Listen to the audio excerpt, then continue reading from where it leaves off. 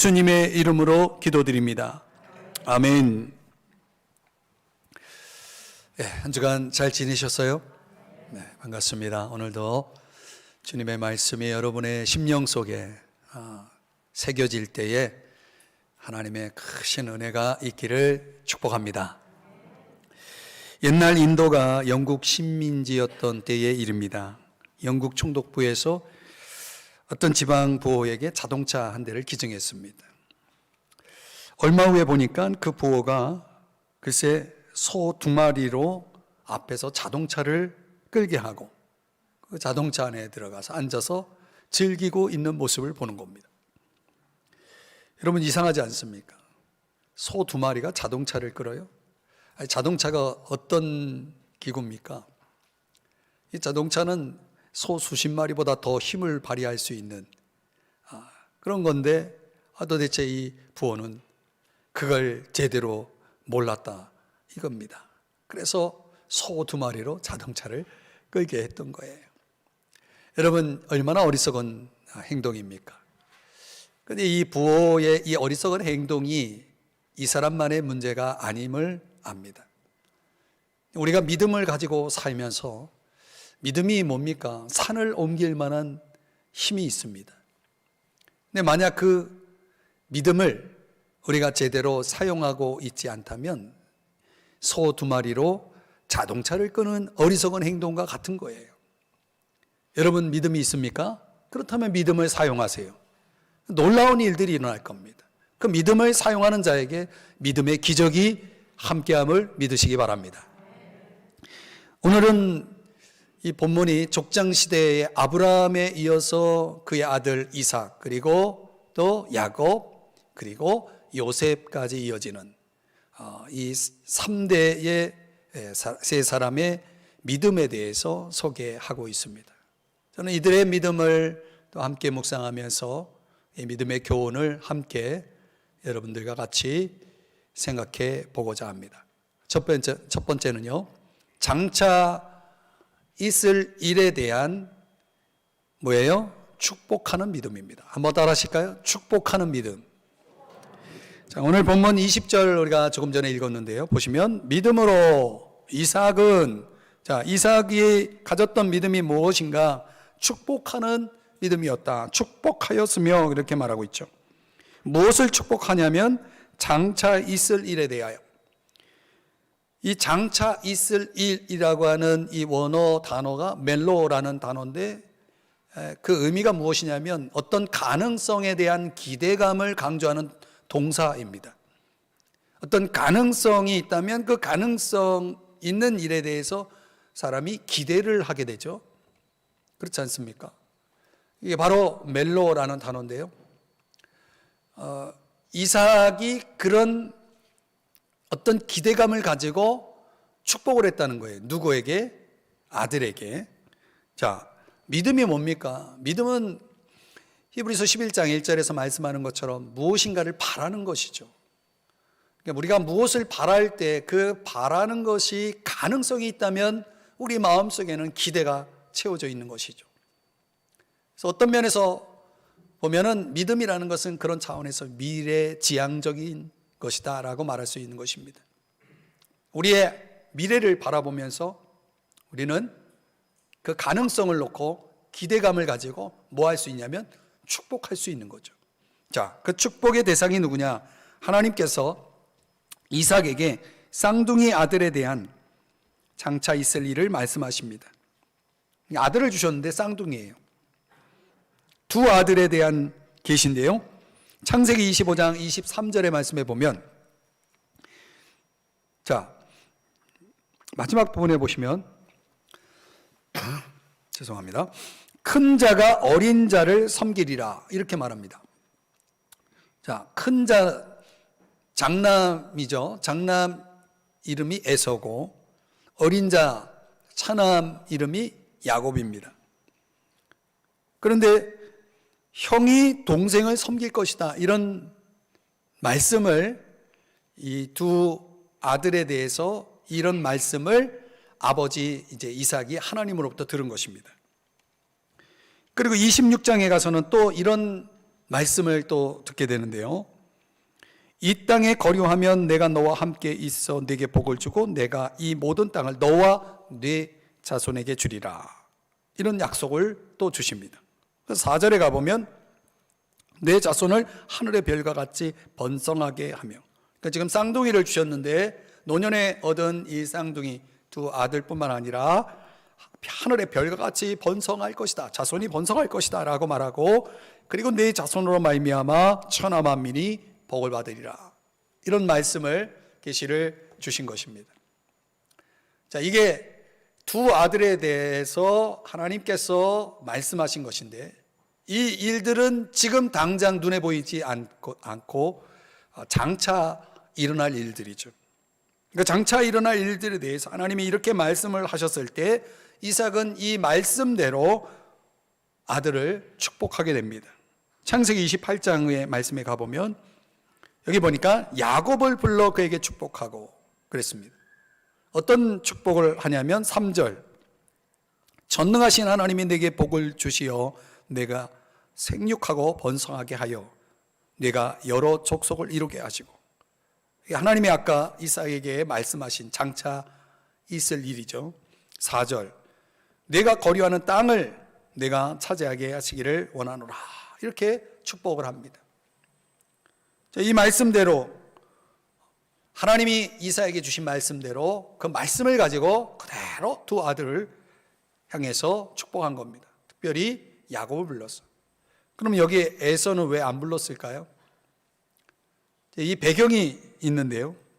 원래 이삭은 두 아들 가운데 형 에서, 이 장남인 에서를 편애했어요.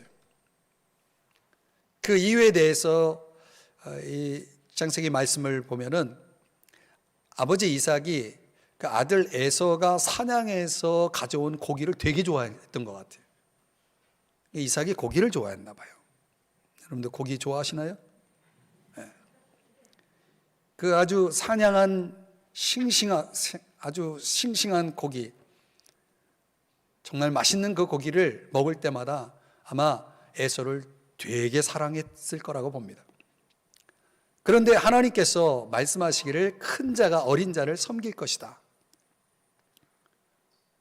이 야곱을 하나님이 축복하는 것, 야곱을 축복하는 것이 하나님이 원하시는 뜻이었어요. 이렇게 놓고 보면 인간적으로는 아버지 이삭이 아들 에서에 대해서 축복하고 싶은 마음이 굴뚝 같지만 하나님이 원하시는 것은 동생 야곱이 축복을 받는 것이었기 때문에 이삭이 야곱을 축복했다는 것은 무엇을 의미하냐면 내 뜻을 내려놓고 하나님 아버지의 뜻을, 하나님의 뜻을 받아들였다는 의미가 있는 것입니다. 이게 바로 믿음이죠. 믿음이 뭡니까? 믿음은 내 뜻을 내려놓고 하나님의 뜻을 받아들이는 게 믿음이죠. 내 뜻대로 사는 것은 믿음이라 말할 수 없습니다. 이삭이 믿음으로 야곱을 축복한 내용은 한마디로 말하면 하나님의 뜻이 이루어지기를 축복한 것입니다. 하나님의 뜻이 뭡니까? 그것은 자손이 번성하는 것이고, 야곱을 통해서 자손이 번성하는 것이고, 그대로 되지 않아요? 야곱이, 여러분 아들이 몇이죠? 12이죠. 그래서 큰 민족을 이루지 않습니까? 그 축복대로 된 거예요. 자손을 통해 천하 만민이 복을 받는 것이 하나님의 뜻이었던 것이죠. 그 뜻을 이룰 수 있도록 아버지 이삭은 그 아들 야곱을 불러서 축복했다는 것입니다. 우리에게 필요한 것이 바로 이런 이삭의 믿음입니다. 그 저와 여러분의 가정을 통해, 삶을 통해, 우리의 자녀들을 통해서 우리가 축복하는 믿음을 갖고 있다면 그 축복이 우리 가정을 통해, 우리 자녀들을 통해서 흘러가는 것입니다. 그것을 통해서 하나님의 뜻이 이루어지기를 바라는 것입니다. 하나님의 뜻이 뭡니까? 천하 만민이 복을 받는 것입니다. 내 자녀가 복을 받는 것에 그치지 않고 그 복이 흘러가서 천하 만민이 복을 받는 것입니다. 그 천하 만민이 복을 받는 것, 그 하나님의 뜻이 어떻게 우리에게 오늘 이 시대에 저와 여러분에게 적용될 수 있습니까?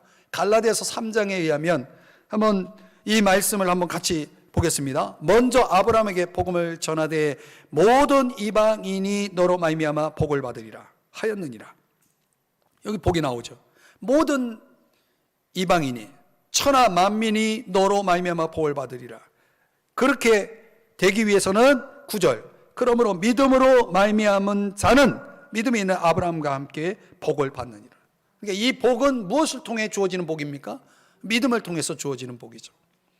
그러니까 천하 만민이 복을 받기 위해서 필요한 것은 우리의 가정을 통해 우리의 자녀들을 통해서 이 믿음이 흘러가는 것이, 이 믿음의 복이 전수되는 것이죠.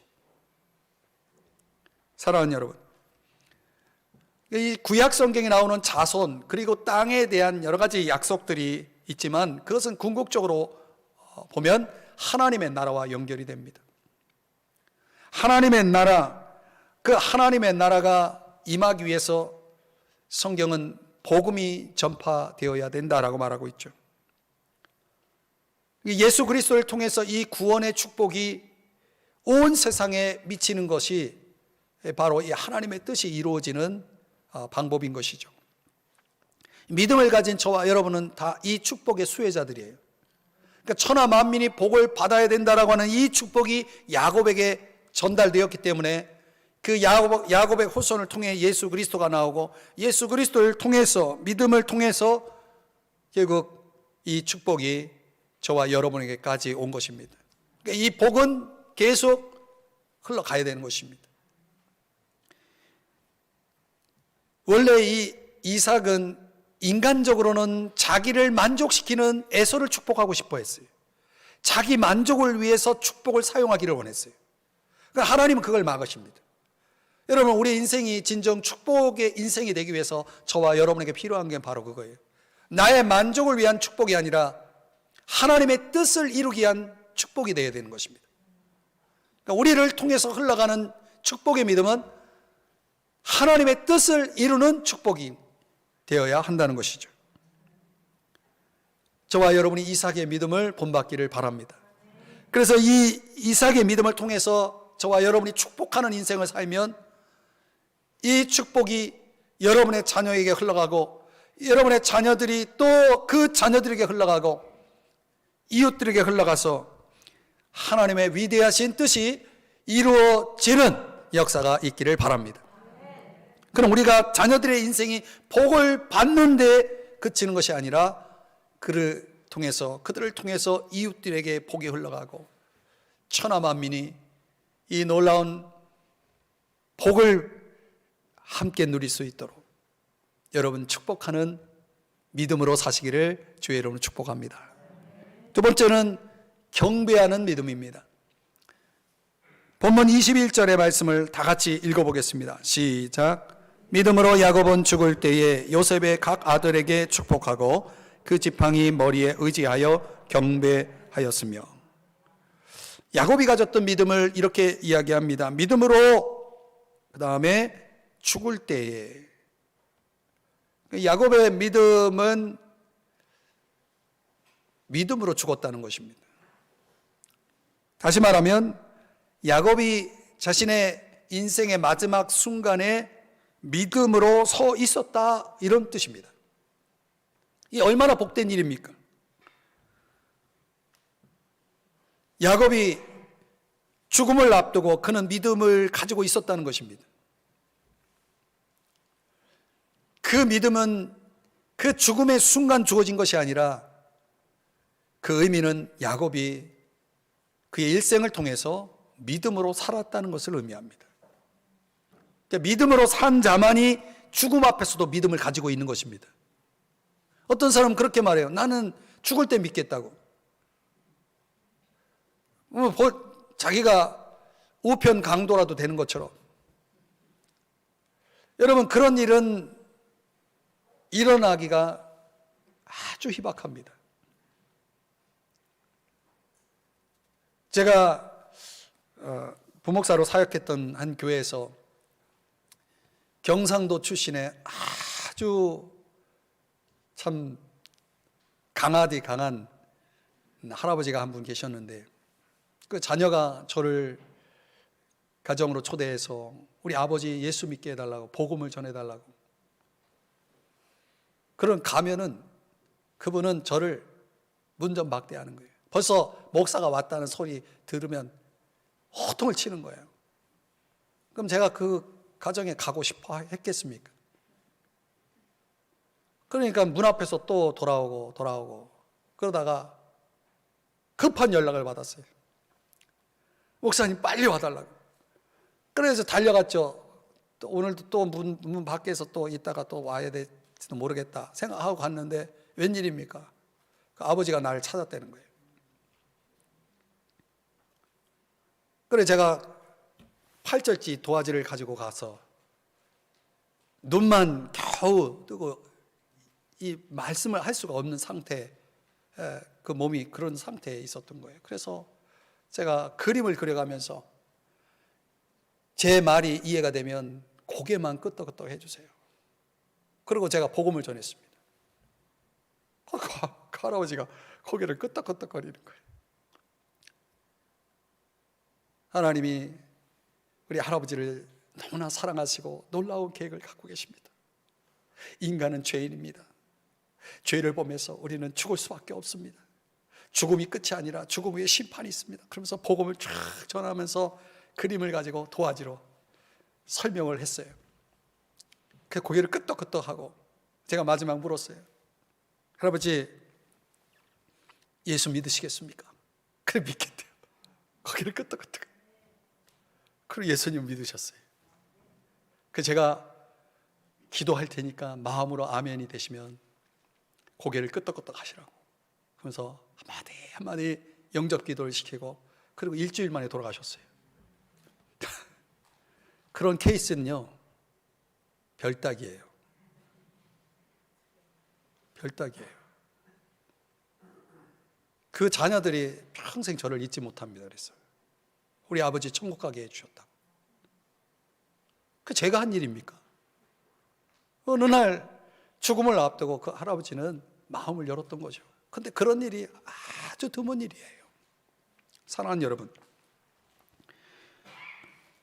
이 믿음이라는 것은 은혜이고 어느 날 우리에게 믿음이 주어질 때는 정말 하나님의 큰 기적 같은 역사들이 일어나기도 하지만 평소에 하나님이 우리를 부르시고 우리에게 믿음을 주시려고 기회를 주실 때 그때 그 기회를 놓치면 영영 그 기회가 오지 않는 사람도 부지기수로 많습니다. 그래서 다빈치라고 여러분이 아시죠? 잘 보낸 일생만이 편안한 죽음을 선물 받는다 이런 말을 했습니다. 잘 보낸 일생이, 잘 보낸 믿음의 일생이 편안한 죽음을 맞이하게 하는 것입니다. 실제로 믿음을 가진 사람들이 죽음을 맞이하는 모습을 보세요. 얼마나 평안하고 구별되는지요. 그러나 여러분, 야곱이 이렇게 죽을 때 믿음을 가지고 있었다는 것이 그게 야곱의 인생 속에서 보면은요 참 은혜 중에 은혜라고 말할 수 있는 거예요. 실제로 야곱의 삶은 어땠냐면 자기밖에 모르는 사람이었어요. 형을 유혹해가지고 팥죽 한 그릇에 장자권을 빼앗질 않나, 아버지를 속여서 내가 형 에서라고 하면서 아버지의 축복을 받질 않나, 수단 방법을 가리지 않고 자기의 성공을 위해서는 무엇이든지 할 수 있는 아주 꾀가 많은, 인간적으로는 아주 얄미운 사람이에요. 여러분, 믿음으로 산다는 게 뭡니까? 꾀를 부리지 않고 사는 게 믿음으로 사는 거예요. 야곱의 삶은 믿음에서 아주 멀리 있었던 사람입니다. 그랬던 그가 외삼촌 라반의 집에서 생활하면서 아주 호된 훈련을 받습니다.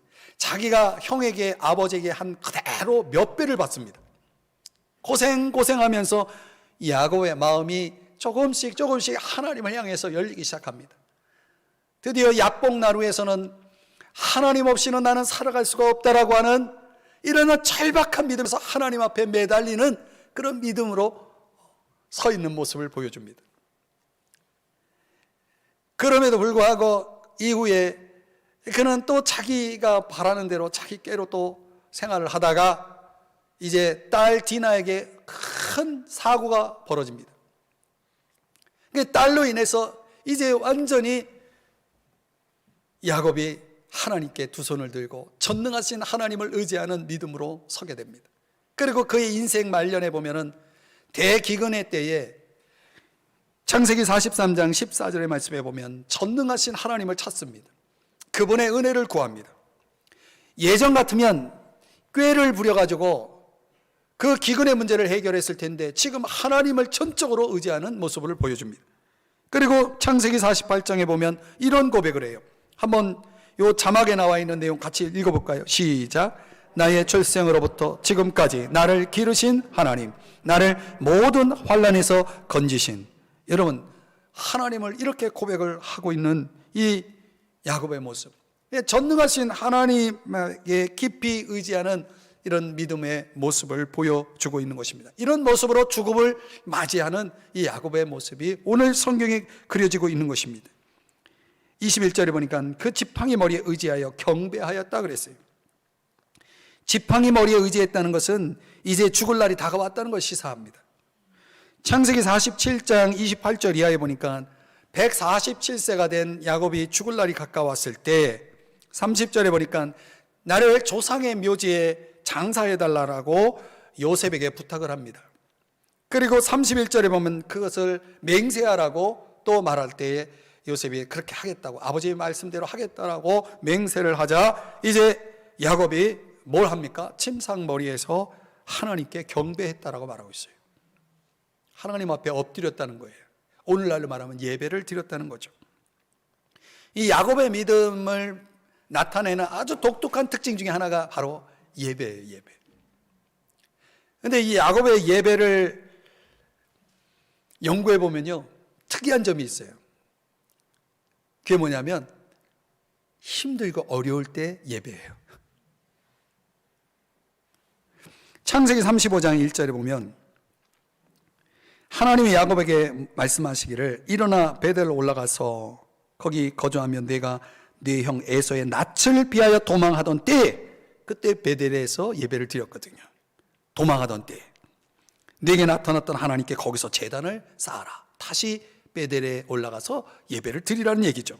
그러니까 형 에서가 무서워가지고 외삼촌 집으로 도망하다가 그때 베델에서 하나님을 깊이 만나는 예배를 경험합니다. 그러니까 야곱의 예배는 고난이 있을 때, 위험에 빠졌을 때, 그때 예배가 나오는 거예요. 가만히 보면 우리도 그래요. 하나님 앞에 진정으로 예배하는 모습이 언제 튀어나오냐면 힘들고 어려울 때, 뭐 문제가 생겼을 때, 거기서 야곱이 그랬던 것처럼 하나님을 만나고 하나님의 음성을 듣고 하나님 앞에 깊이 감사하며 헌신을 드리게 되는 모습을 봅니다. 야곱이 그랬어요. 창세기 28장 15절 이하에 보니까 하나님이 그 도망 중에 이제 막막하죠. 앞으로 어떻게 살게 될지, 내가 살지 죽을지 모르는 그 막막한 상황 속에서 하나님을 베델에서 예배하다가 이런 음성을 듣는 거예요. 내가 너와 함께 하겠다. 내가 어디로 가든지 너를 지키며 너를 이끌어 이 땅으로 돌아오게 할 것이다. 내가 네게 허락한 것을 다 이루기까지 너를 떠나지 아니하리라. 이 어마어마한 말씀, 세 가지 약속을 받는 거예요. 지켜주겠다, 함께 하겠다, 내가 너를 인도하겠다. 이 세 가지 하나님이 함께 하겠다라고 하는 이 약속을 받고 그는 너무나 감격해가지고 하나님 앞에 서원을 합니다. 그 20절 이하 22절의 말씀이에요. 그러니까 서원을 하기를 한마디로 말하면 하나님이 그렇게만 해주신다면 내가 하나님을 나의 하나님으로 삼을 것이고 오늘 이 베델이라는 곳에서 하나님의 집을 삼아서 내가 하나님을 예배할 것이고 그리고 하나님이 내게 주신 그 모든 것의 10분의 1을 반드시 드리겠다라고 하는 서원을 하게 되죠. 그러니까 하나님을 뜨겁게 만난 사람들에게는 이런 고백들이, 이런 서원들이, 이런 결단들이, 이런 헌신들이 이제 튀어나오는 것입니다. 그러니까 예배 가운데 하나님의 이 어마어마한 약속을 받고 이 약속대로라면 내가 무엇이든지 주님을 위해서 하겠다라고 하는 그런 서원을, 헌신을 하게 된 것입니다. 사랑하는 여러분, 야곱의 믿음을 우리에게 적용한다 그러면 저는 제 얘기를 좀 여러분에게 소개하면 그렇습니다. 저도 이렇게 사역을 해오면서 담임 목회를 하기 전도 그렇고 또 이 삼성중앙교회 2009년에 이제 부임을 해가지고 벌써 지금 13년 다 돼가는데 가만히 생각해 보면 참 힘들고 어려울 때가 많았어요. 근데 왜 이렇게 문제가 많이 생기는지 몰라요. 그 문제가 생기고 더 힘들고 어려운 일이 생기고 답답하고 정말 어떻게 해야 될지 모르고 막 이런 상황이 오면 제가 했던 일이 뭐냐면 베델로 올라가는 거였어요. 하나님 앞에 작정하고 그저 매일 밤 성전으로 오는 것입니다. 와서 찬양하고 기도하고 성경 읽고 그러면서 침낭에 몸을 넣고 잠시 잠을 청했다가 새벽 시간 일어나서 새벽 기도를 인도하고 그런 생활을 여러 차례 했습니다. 이 지금 교회당에 여기 이렇게 여러분이 앉아서 예배드리고 있는 이 장소가 되었을 때도 그런 시간들을 종종 가졌습니다. 근데 참 틀림없이 저에게 그런 베델로 올라와 하나님을 예배하는 시간, 하나님 앞에 내가 엎드려 이렇게 경배하고 예배할 때마다 하나님은 한 번도 저를 실망시키지 않더라고요. 예배하고 나면 힘이 생겨요. 그래서 그 은혜로 또 일어서고 또 힘 빠지고 힘들고 어려우면 또 작정해가지고 또 밤에 또 교회에 와서 그런 생활을 하면서 또 다시 힘을 얻고 저에게 있어서는 베델은 그런 장소였습니다. 이 교회당이 저에게는 베델이죠. 힘들고 어려우면 예배당으로 교회당으로 와서 하나님 앞에 엎드리는 겁니다. 제가 할 수 있는 일 그런 일밖에 없었어요. 종종 저희 교회도 낮 시간에 교회당에 와서 기도하기를 원하시는 분들이 있더라고요. 전 그런 것들이 야곱의 믿음을 적용하는 데 있어서 참 도움이 된다고 말할 수 있습니다. 정말 기가 막힐 웅덩이와 수렁에서 끌어올리셔서 내 발을 반석 위에 견고히 세우시는 하나님을 경험할 때가 언제냐면 예배할 때입니다. 저는 예배하면서 성령 체험도 했고요. 예배하면서 하나님 음성을 들을 때가 많습니다. 여러분 이 자리에 예배드리러 이렇게 하나님의 집에 와서 예배드릴 때 모든 사람이 다 그런 체험을 하는 것은 아닙니다. 졸다가 가기도 하고 다른 생각하다가 한 시간이 훌쩍 가가지고 집으로 돌아가는 경우도 있고 그렇죠. 제가 여러분에게 도전하고 싶은 건 그래요. 야곱이 하나님을 만난 후에 이런 말을 했거든요. 여호와께서 과연 여기 계시거늘 내가 알지 못하였도다. 여러분 하나님을 처음 만날 때 이런 고백을 하게 됩니다. 하나님이 여기 계신지 몰랐다는 거죠. 내가 몰랐다는 거예요. 그런데 과연 하나님이 여기 계시는구나. 예배 가운데 하나님이 계시는구나. 이런 은혜를 받는 날이 여러분에게 꼭 있기를 주의 이름으로 축복합니다. 그러니까 예배하는 믿음이라는 것은 이게 우리 인생 속에서 정말 평탄하고 모든 일이 잘 되어질 때는 몰라요. 이 예배하는 믿음이 우리 인생 속에 얼마나 소중하고 얼마나 필요한지를 야곱과 같은 인생길에 살아가고 있는 사람들은 압니다. 저는 이걸 너무나 많이 체험했기 때문에 여러분들에게 제가 목회자이기 때문에 말씀드린 게 아니라 제가 청년 때도 저는 이렇게 하나님이 이 베델로 올라가는 신앙을 예배하는 믿음을 하나님이 갖게 하셨어요. 그러니까 하나님은 틀림없습니다. 여러분이 하나님 앞에 나와 예배하는 인생을 살게 된다면 하나님을 예배하는 자리에 나오는 삶을 살아간다면 틀림없이 하나님은 여러분을 만나주시고 여러분은 하나님의 음성과 하나님의 약속을 받게 될 것이고 그리고 하나님께서 여러분의 인생 가운데 함께 하셔서 여러분을 지켜주시고 여러분을 이끄시고 여러분들에게 허락한 것을 다 이루기까지 여러분을 떠나지 않을 것을 믿으시기를 바랍니다. 그런 일들이 예배하는 믿음, 경배하는 믿음 속에서 나타나는 것입니다. 이 믿음을 우리가 소유해야 됩니다. 마지막 세 번째는 믿음과 소망 가운데 고백하는 믿음을 가져야 됩니다. 한번 따라 하십시다. 고백하는 믿음. 11장 22절의 말씀해 보니까 다 같이 읽어봅니다. 시작. 믿음으로 요셉은 임종시에 이스라엘 자손들이 떠날 것을 말하고 또 자기 뼈를 위하여 명하였으며, 여기 말하고 명하였으며 이 단어가 굉장히 중요한 단어입니다. 이게 고백하는 믿음을 말씀하고 있는 것입니다. 이 말하다라고 하는 이 단어를 원어로 사전에 찾아보면 기억을 더듬다 이런 뜻이 있습니다. 요셉은 당시 애굽의 총리로 성공의 자리에 있었거든요. 그런데 그에게는 뭐가 있었냐면 하나님의 말씀을, 약속을 기억하는 믿음이 있었어요.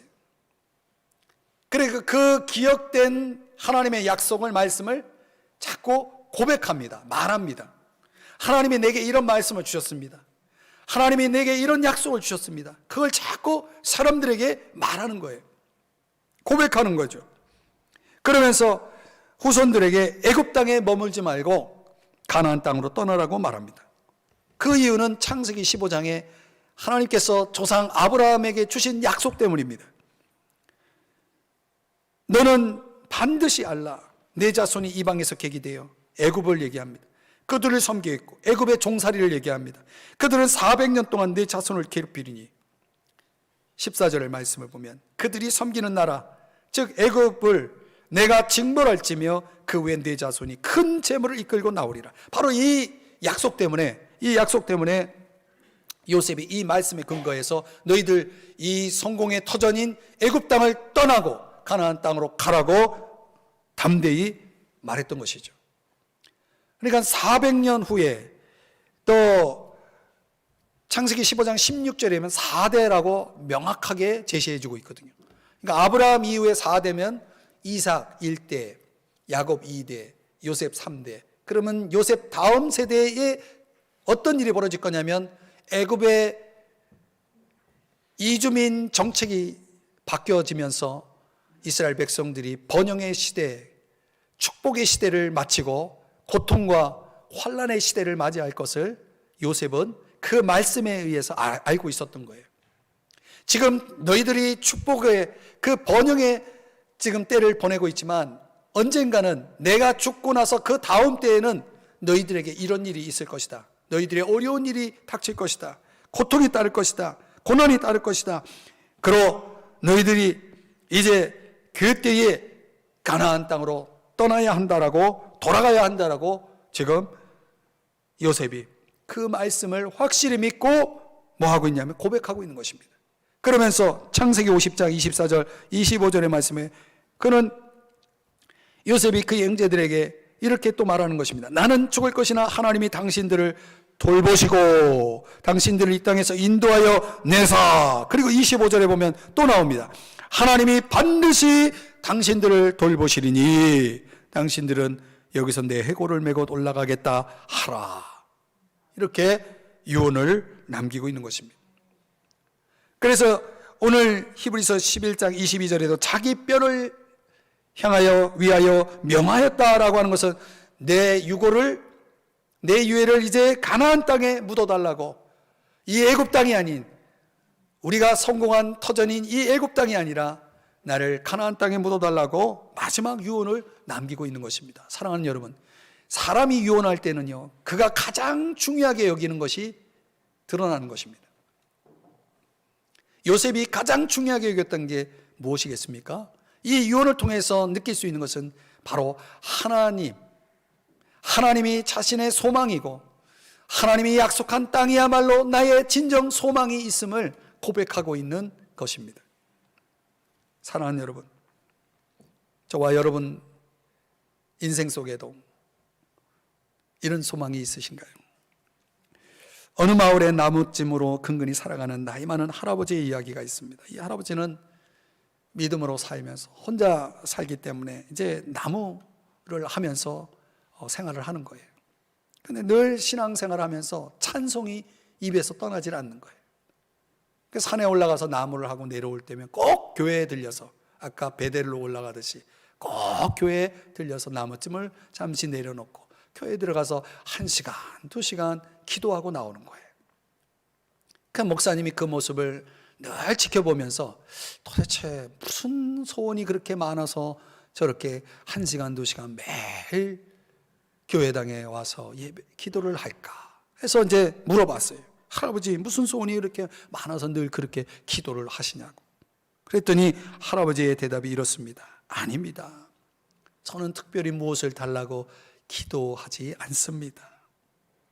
또 그다지 필요한 것도 없습니다. 저는 다만 이 성전에 나와서 하나님의 얼굴을 바라볼 뿐입니다. 그러면 하나님께서도 저를 내려다 보십니다. 하나님과 마주보는 것만이 저의 유일한 행복입니다. 제가 이제 하나님 앞에 갈 시간이 얼마 남지 않았거든요. 이렇게 고백했다는 것입니다. 사랑하는 여러분, 요셉이 그 형제들에게 남긴 고백들, 그리고 그 후손들에게 내놓은 그 마지막 유언 속에 바로 이 할아버지가 가졌던 행복이 담겨 있지 않겠습니까?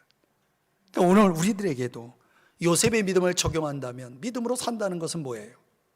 하나님이 내게 주신 행복, 하나님이 내게 주신 기쁨, 하나님이 내게 주신 변화, 하나님이 내게 주신 이 믿음을 고백하며 간증하며 사는 것이 아니겠습니까? 그게 믿음인 것입니다. 여러분은 여러분의 믿음을 드러내며 사시나요? 여러분 진정 여러분의 삶에는 변화가 있나요?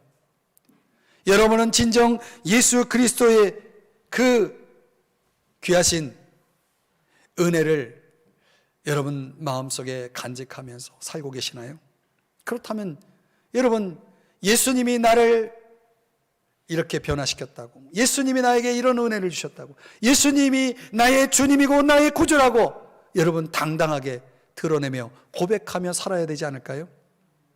마태복음 10장 32절 33절에는 이렇게 말씀합니다. 누구든지 사람 앞에서 나를 시인하면 나도 하늘에 계신 내 아버지 앞에서 그를 시인할 것이요. 33절에 보면 누구든지 사람 앞에서 나를 부인하면 나도 그를 부인할 것이다, 이렇게 말씀을 하는 것입니다.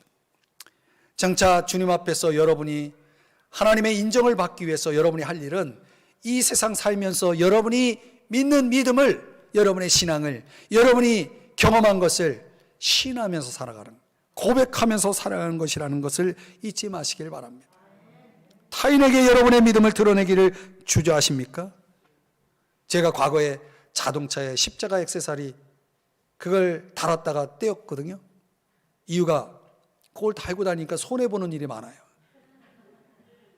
내가 믿는 사람이라는 걸 내가 노골적으로 그 십자가 액세서리 때문에 드러나가지고 내가 할 말 못하고 사는 걸 내가 생각할 때, 아, 이래서는 안 되겠다 해서 십자가를 뗀 적이 있습니다. 여러분, 얼마나 부끄러운 일입니까?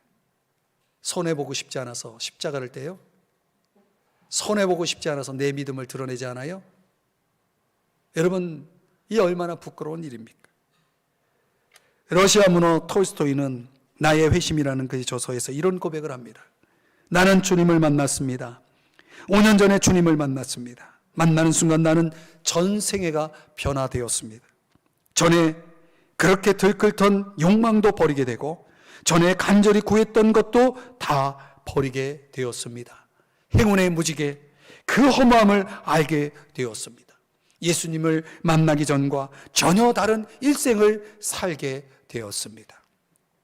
사랑하는 여러분, 이 얼마나 중요한 고백이고 간증입니까?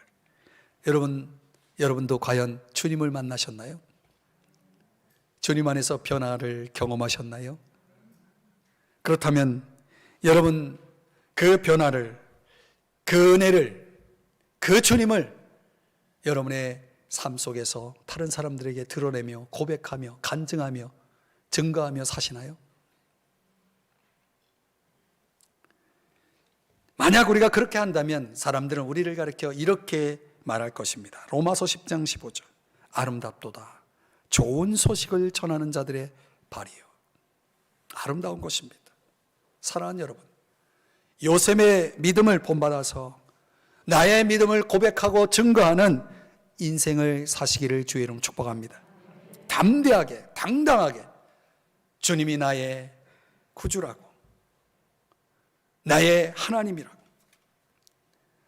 내 인생의 주인이라고 그분을 고백하며 인정하며 시인하며 살아갈 때 우리 주님도 저와 여러분을 인정하시고 시인할 것입니다.